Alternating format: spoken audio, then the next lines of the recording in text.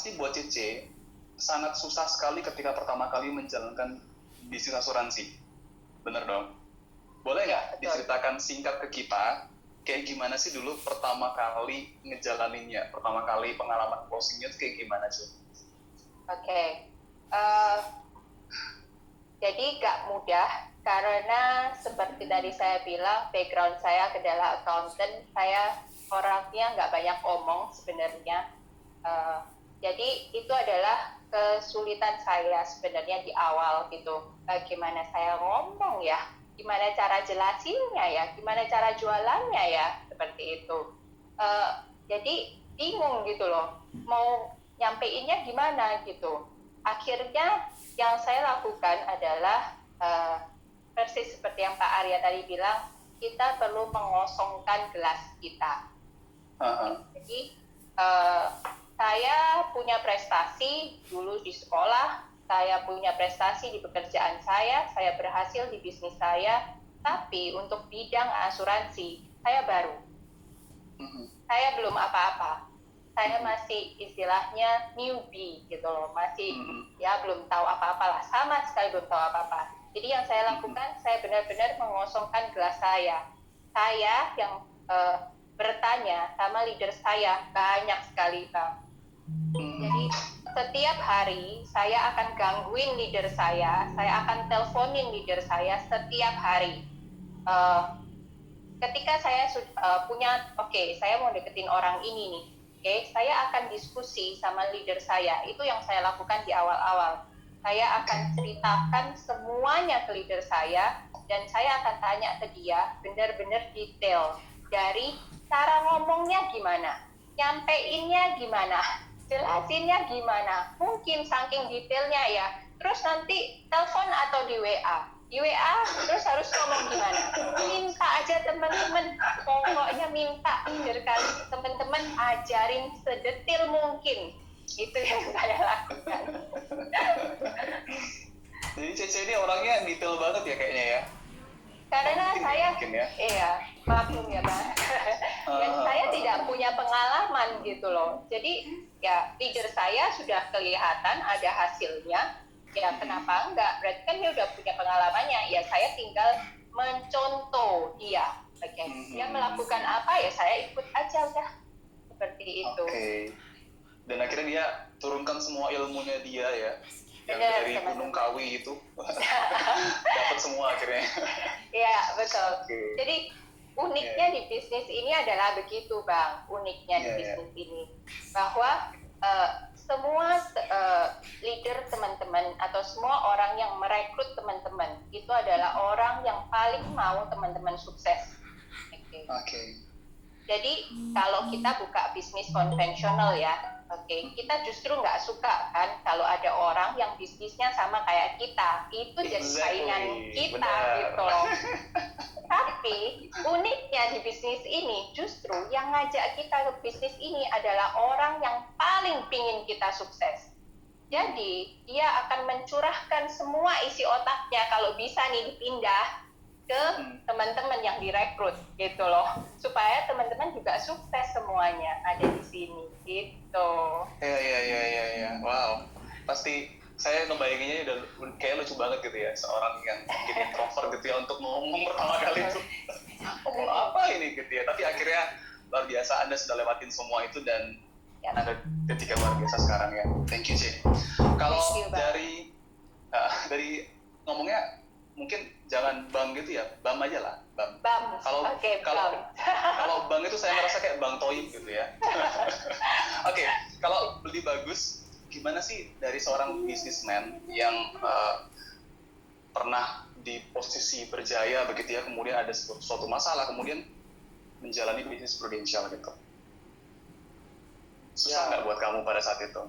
Ya Bang, ya di awal memang ini ya perlu adaptasi ya teman-teman. Jadi segala hal pasti harus ada kita sesuaiin dulu. Jadi seperti yang tadi saya cerita, saya benar-benar mau fokus di bisnis ini di 2016. Jadi saya udah hilangin juga bisnis yang sebelumnya. Cuma saya tetap ingat sama di kita sama Corino itu apa-apa yang harus dipelajarin. Jadi saya terus lakuin itu, saya ikutin apa katanya Corino, terus saya ketemu coach juga di Desember 2016 itu, saya ikutin kata-kata mereka tanpa membantah. Ya, kenapa? Karena saya tahu mereka-mereka ini udah berpengalaman di bidangnya. Jadi saya perlu banyak belajar. Sama seperti Bodi juga, saya orangnya cerewet. Saya ngobrol, sering nanya, pokoknya kalau sama Moreno itu bahkan kita udah kayak minum obat aja, bahkan lebih ya, sehari bisa 3-5 kali saya telepon Moreno. Sampai istri saya juga nanya, ini sama siapa sih ngobrolnya, sampai jangan-jangan punya simpanan nih waduh. Ya itu, tapi apa? Tapi itu saya pingin belajar, pingin tahu supaya tapi cuman bedanya karena saya udah biasa ketemu sama orang, saya sudah sering lobby kan, beda backgroundnya dengan Poni yang ibu rumah tangga ya.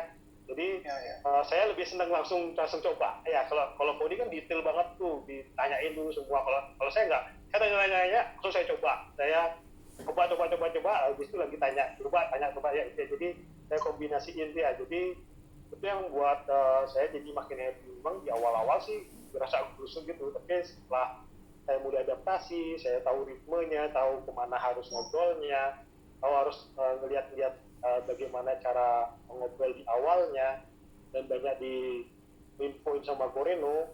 Akhirnya wow, ini tahu deh, oh ini ritmenya seperti ini, gimana cara ngelihatnya, gimana cara ngomong di awalnya. Akhirnya apa evaluasi harus dilakukan, apa yang harus dikerjain, itu membuat akhirnya bisnisnya makin keren aja. Itu. Nah, pengalaman closing yang pertama juga karena saya dulunya senang bantu teman juga, kita di bisnis pariwisata ada salah satu teman pengusaha travel yang banyak bantu saya juga sering kolaborasi dulu waktu masih jalanin bisnisnya itu. Dia saya banyak sharing karena bahkan di ide-ide penjualan baru itu saya senang coba. Karena mungkin di dulunya teman-teman di kantor belum tahu yang kayak ini, saya ingin coba hal-hal baru karena di segmen ini belum banyak yang ambil. Nah, kayak saya ambil ya, kayak kalau istilahnya teman-teman tuh yang di case yang lumayan besar ya, saya ingin jadi spesialisasi di sana karena saya tahu kalau kita udah spesialisasi di bidang itu akhirnya kita makin expert di sana. Jadi ketika kita tahu celahnya di mana, kita fokus di sana, tentunya hasilnya juga akan lebih oke ya. Nah, waktu itu saya sempat sharing sih sama teman saya tentang bagaimana perlindungan untuk pemegang saham di perusahaan travel itu. Yang setelah banyak ngobrol, akhirnya saya sampai temenin begadang lama, kita sharing gimana ininya, karena kan dia juga dari sisi keuangan jago, saya juga dari sisi accounting kan, saya backgroundnya accounting juga sama S2-nya finance. Jadi saya tahu nih, saya jangan ngobrol gimana ini, sampai bagaimana pengaturan untuk pajaknya juga. Akhirnya ketemulah di suatu angka, dia setuju untuk membuat perlindungan dari pemegang saham ini 3 orang itu. Di mana waktu itu konsepnya kalau salah satu pemegang saham itu nggak ada duluan sahamnya dibeli sama pemegang saham yang lain, jadi uang pertanggungan prudensial. Nah itu. Nah cuman karena itu udah tahu ya, udah happy kan, ya itu lumayan gede tuh, kira-kira bayarnya 500 jutaan setahun tuh Bang. Jadi keren banget nih, apalagi agent yang baru ini baru banget muncul kembali. Tiba-tiba udah bawain case kayak gitu. Enggak ternyata. Cuman waktu itu Corino ingetin coba lakukan lagi, karena kan harus ada dilakukan cek lanjutan, karena kalau uang pertanggungan besar itu ada lanjutannya. Nah di sini kesehatan nasabah ya kesehatan. Jadi kalau yang Prudent itu dari sisi finansial juga dari sisi kesehatan kan dicek ya di Prudent ini. Nah di sini yang saya belum begitu paham waktu itu. Jadi main antem promo aja saya ajuin semua, ya itu salah satu pemegang sahamnya ternyata nggak lolos karena udah pernah claim cancer ternyata sebelumnya di polis prudensial yang 2 bulan. Udah sakit ya bro ya? Iya, makanya udah sakit. Iya. Jadi teman-teman punya duit pun kalau nggak sehat nggak bisa loh di Prudent. Jadi harus punya duit dan sehat ya, itu yang nasabahnya ya Pak ya. Nasabahnya ya, betul nasabahnya. Oke. Akhirnya situ nggak dilanjutin karena dari 3 orang satu udah nggak lolos ya, batal. Tapi dari sana saya banyak belajar. oh ternyata ada strategi lain nih yang harus dipelajari, gimana harus kita tahu dulu gimana sih profil kesehatan nasabahnya, bagaimana profil keuangannya juga sebelum kita lanjutin untuk membuatkan atau mengecek kebutuhannya dia. Jadi kita harus tahu dulu itu, kayaknya dari ngobrol-ngobrol dari gimana itu yang kita harus tahu lebih dulu. Tapi ini yang membuat kita jadi menarik di bisnis ini, karena kita sebagai orang-orang yang financial advisor di lapangan ini bisa tahu dulu gimana caranya, kita harus tahu lewat mana sih fakta-fakta itu bisa kita lihat dulu. Nah, itu yang saya banyak belajar dari teman-teman di kantor. Yes. Oke, jadi kalau saya tarik benang merahnya sih dari Pak Bagus dan Cefoni itu mirip ya, yaitu belajar dari orang yang sudah sukses terlebih dahulu di Prudential, begitu ya. Jadi itu yang bikin kalian ternyata bisa bertahan sampai sekarang, bahkan mencapai prestasi yang luar biasa.